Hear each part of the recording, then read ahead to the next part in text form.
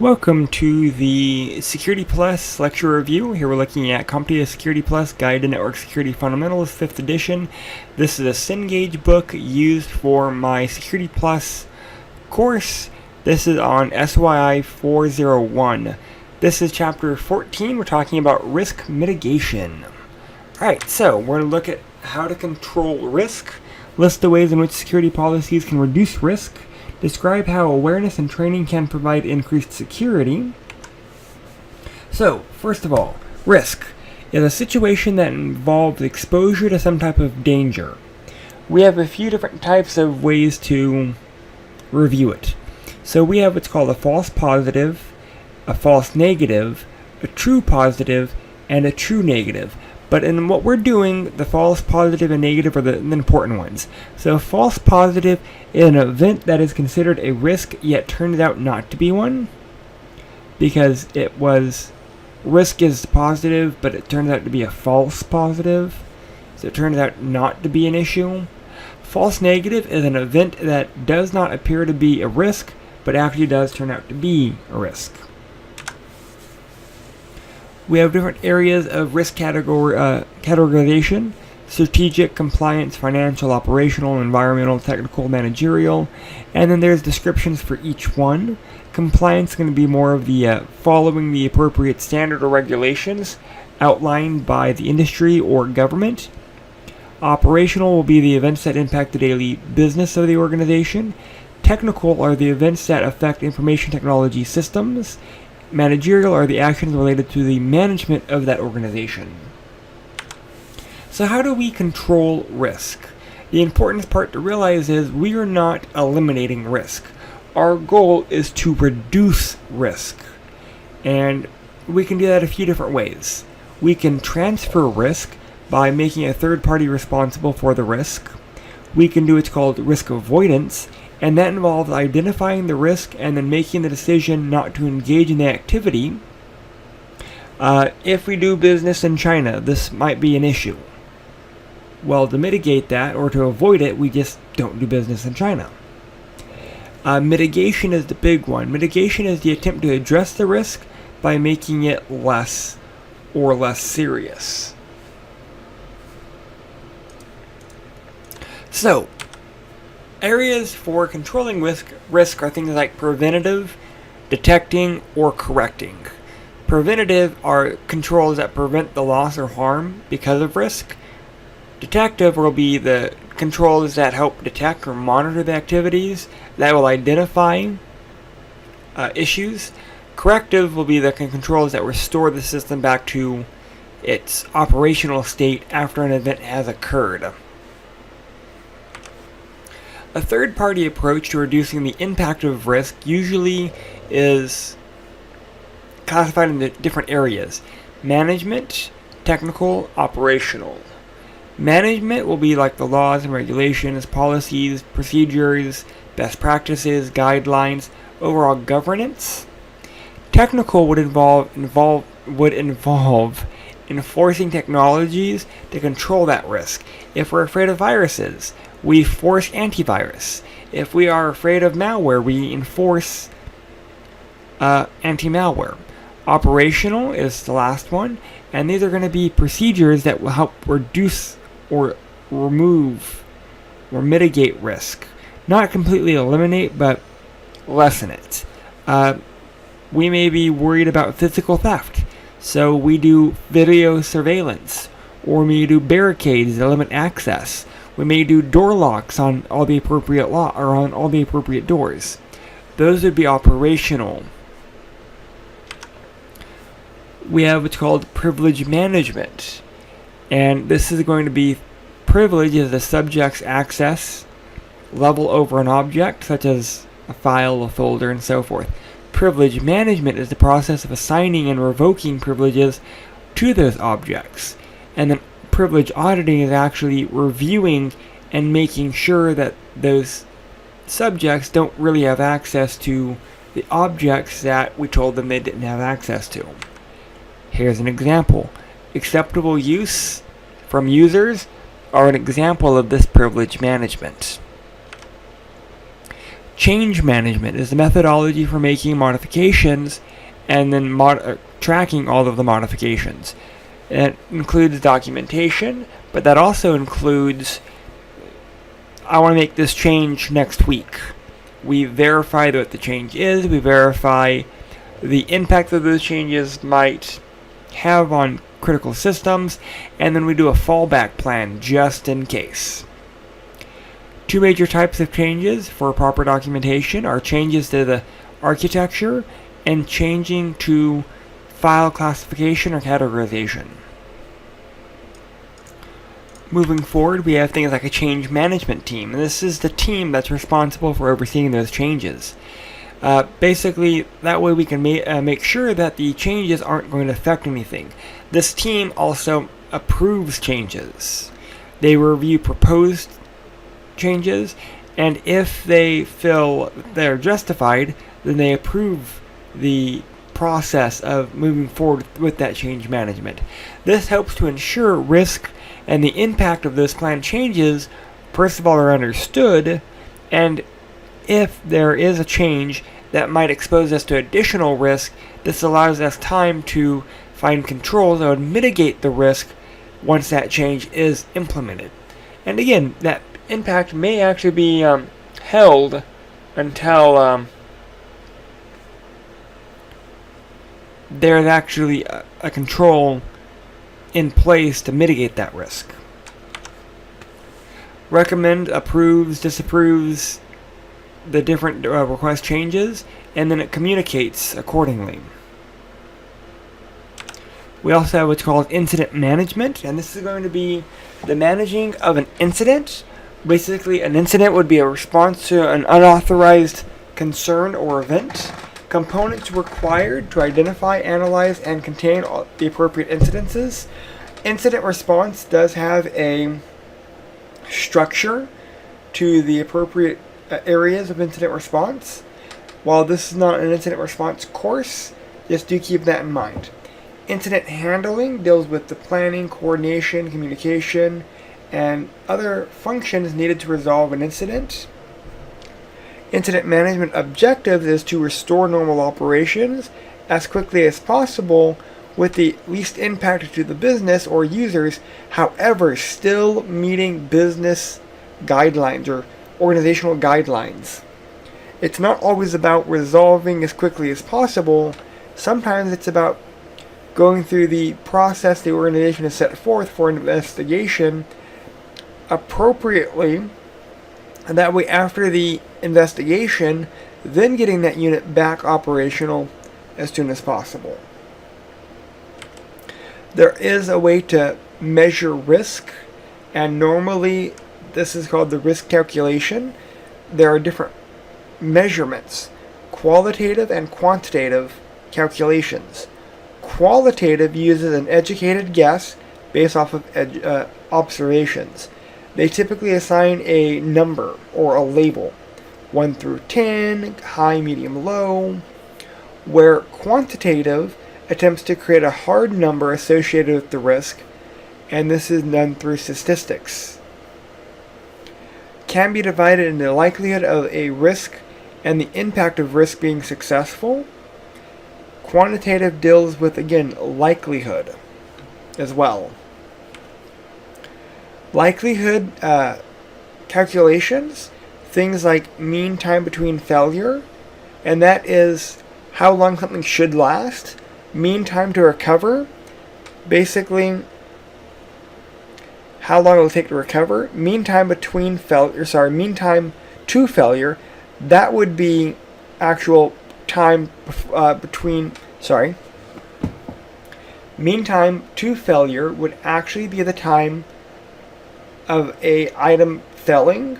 Between failures should be how often a device should fail. That way you should be able to recover and then keep operating.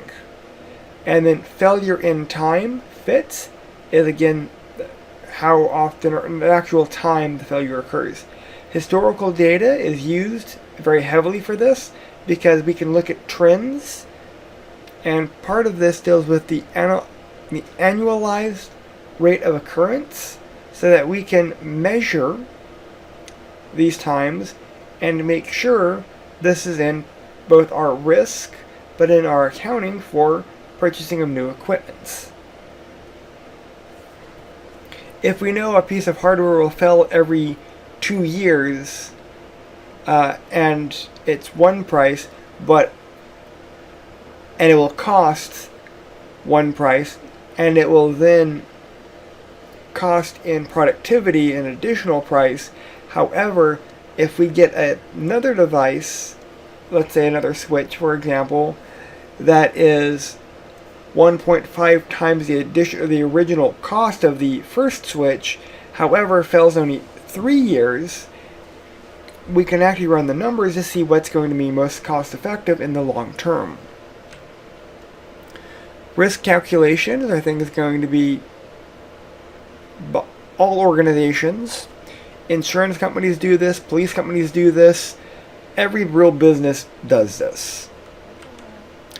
We have what's called a risk impact, and this is actually comparing the monetary value, what it will actually cost money-wise, as it relates to the actual cost of the controls.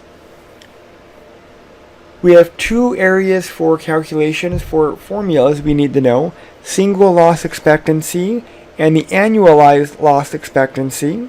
And this is the expected monetary loss every time the risk does occur.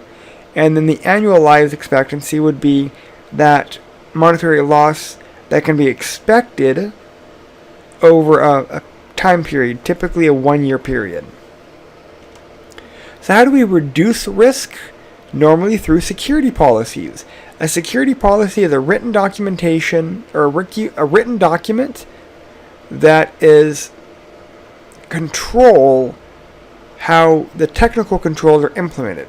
These are going to be things like what you can and cannot do, the formalized policies and procedures of the organization. They outline the protection, they outline what the users should do, they outline the procedures on how to actually follow them. And it's not just about having them, it's also about enforcing them.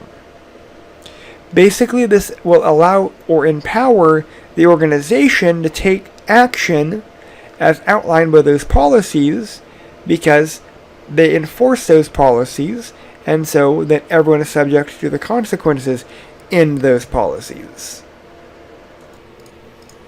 So, the policy function is an overall intention and direction that's formalized by management. It must be enforced, and again, management must be behind it. Details the specific risks and how to address them, provide the appropriate controls that control employee behavior, helps to create more of an aware organizational culture, and helps to ensure employee behavior is directed and monitored in accordance to that security policy and requirements.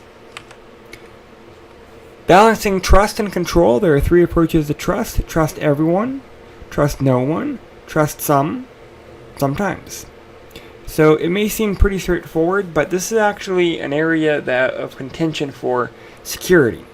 The security policy attempts to provide the right amount of trust, but over time. The level of controls must also be balanced. The point of security is to secure something, but also to keep it available to the authorized users. So keep that in mind. We can secure a building by locking the doors. It's physically secure. However, does that defeat the purpose of the building?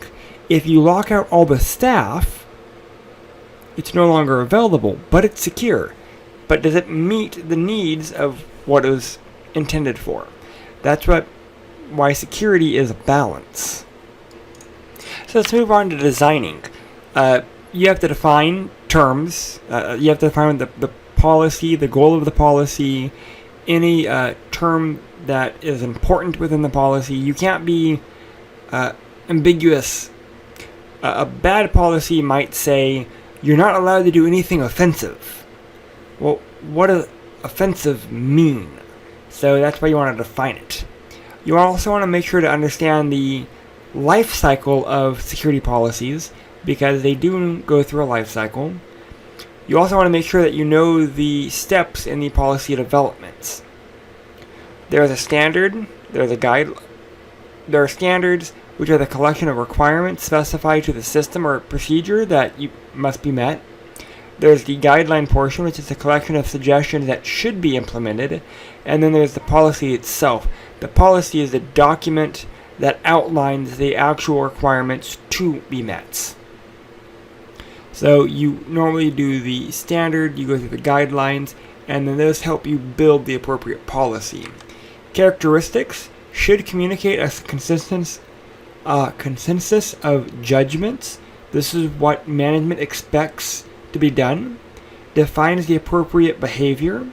Identify the needed tools and procedures to follow those behaviors. Provides the directives for HR action in response to failure to meet those behaviors, and helps if you don't do this, essentially, it's really hard to hold people accountable to them if you don't actually implement them and enforce them. If you enforce them, then if you let someone go because of a failure to meet them, if you have to go to court, you can show here is the policy that they violated. They knew that this was a policy, and it gives the organization grounds to stand on. There are 3 phases of the security policy life cycle. Part of that deals with the vulnerability assessment. That will assess assets, that will assess threats, vulnerabilities, risk, and within risk, that's both the assessment and mitigation. Part of this also deals with the creation of the policy using the appropriate information obtained through risk management. And then you would review the policy for the appropriate compliances. So, in a nutshell, you do a vulnerability assessment, you help create the security policy, then you evaluate that security policy to make sure it's part of the appropriate compliances that you have to meet. You evaluate, and then you do it again. It's a life cycle, continuously going through the circle. Security policies must be implemented and enforceable, which means they have to be enforced. You can't have a security policy that is not enforceable. They must be concise and able to be understood. They must also be balanced between protection and availability or productivity. Steps in the development. Basically, the people creating the policies should work in a team. The development team should be representative of management, legal, and staff. Management, both senior and actual managers who will be enforcing it. Legal staff, because again, you want to make sure that these policies are legal. And representatives from the community, because they're the ones that have to follow these policies. So it makes no sense not to include them. A good example would be UPS once had a policy that they implemented, which was all drivers exiting the vehicle should pivot on their right foots. And management thought that this was a great idea. They did a huge cost analysis. It figured out they would save tons of money, tons of time if they did this. However, they didn't include users, so the users that sat on the left side of the vehicle couldn't pivot out of the vehicle with their right. So it actually created more of a concern for those users. And all of that ended up costing a lot of money, all because the policy didn't involve the people that will be doing it. The teams should first decide on the goals and the scope. What's the purpose? And then from there, develop from that. Due care is an important concept when we talk about security, and this is the obligation imposed on the owner and operators of assets. The owner must exercise reasonable care of the asset and take precautions to protect them. Examples of due care could be an employee should exercise due care in opening attachments. Students exercise due care when using computers in a crowded lab setting. Crowded lab environments so that people aren't shoulder surfing.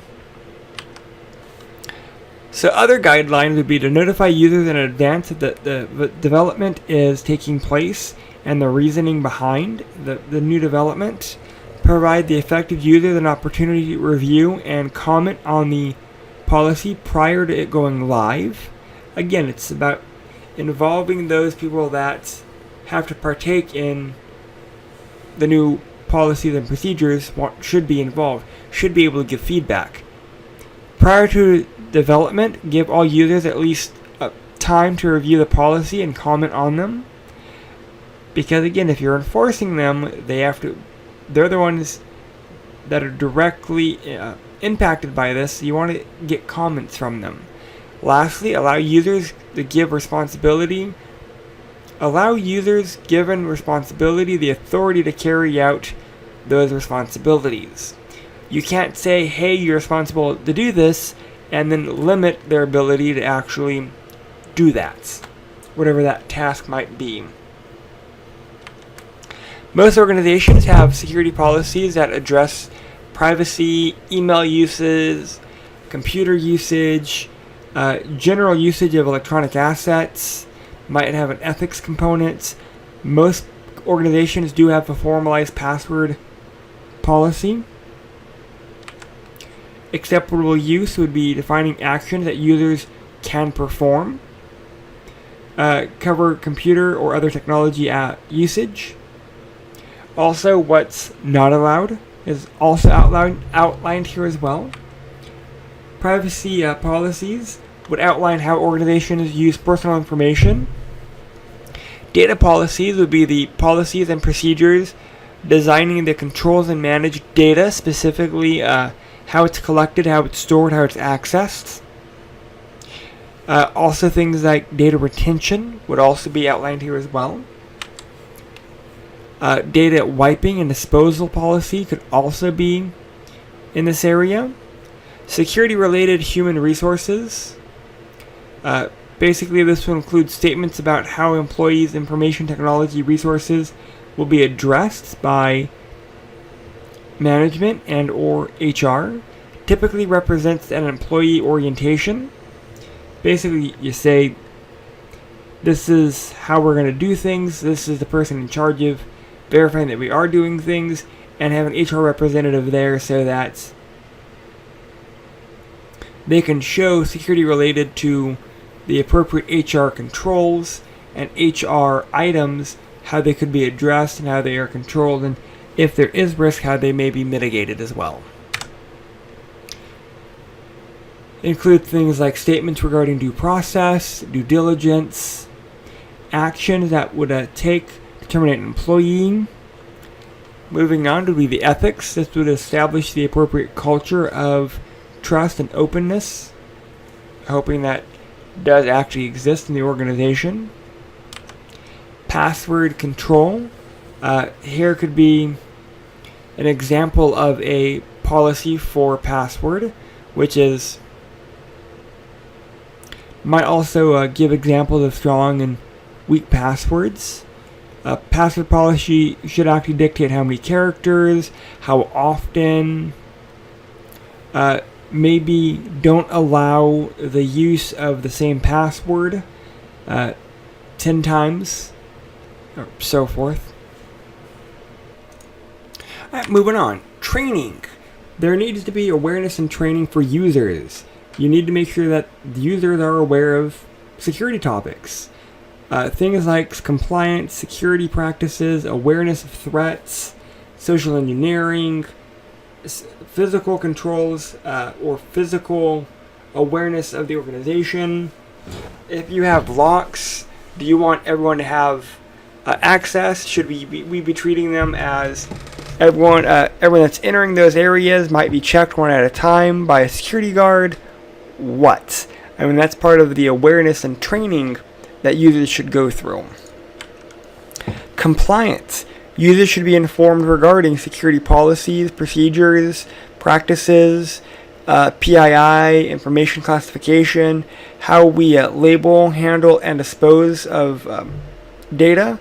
Again, maybe not all users, but specific users definitely. There should be outlined clearly how we comply with the appropriate laws and best practices. User practice. Part of training should be understanding password behavior, data handling, clean desk, understanding tailgating and how to prevent tailgating, and if there is a BYOD, if there are password policies, if there is a USB policy. A good one is what to do if you find a USB stick on the ground, things of that nature. It's always important, especially like USB, you should train users not to plug it in. You should train users to turn them in so they can be reviewed and or destroyed if necessary. Rubber duckies do exist. Threat awareness. Understand things like peer-to-peer networking. Understand things like Trojans, viruses, malware, things of that nature. Also understand things like social networking. How what you display on social networking could be used against you. Understand that websites can facilitate social networking, but that can also be a way to comb through information about the organization. Understand social engineering and how they can use social networking to target individuals. You should train your staff if there are social networking policies or procedures. One thing that I have found that certain organizations take what you post on your social network very serious. I have worked on cases before that would terminate employees based off what they post on their social media, as they did represent the organization. So if you're wearing like a work shirt and you're holding up a beer and a joint and you're posting that on social media, some businesses will fire you for that. Other things should be photos, understanding games and applications on social media, how they may interact with the system that you're using, and so forth. Online status, profile. So most of this is getting into the nitty-gritty of social media itself. Understand that social media like Facebook has different security settings. Go through them and understand what they do. Be careful with what you post, like status updates. One flaw should be you shouldn't post when you're leaving town, how long you'll be gone, where you're going. It might be good to just share with your friends, but at the same time, it may leave your house vulnerable to break-ins. Training techniques should be opportunities for a security education. When can this occur? When new hires get hired, after an attack, when employees get promoted, during annual meetings, when new software is installed, when new hardware is installed, or when an event occurs that might require it. Traits of learners impact how they learn. So understand that we have visual learners, auditory learners, or kinesthetic learners. Everyone learns differently, so do keep that in mind in your planning. Training style impacts how people learn. So we have things like role-based learning.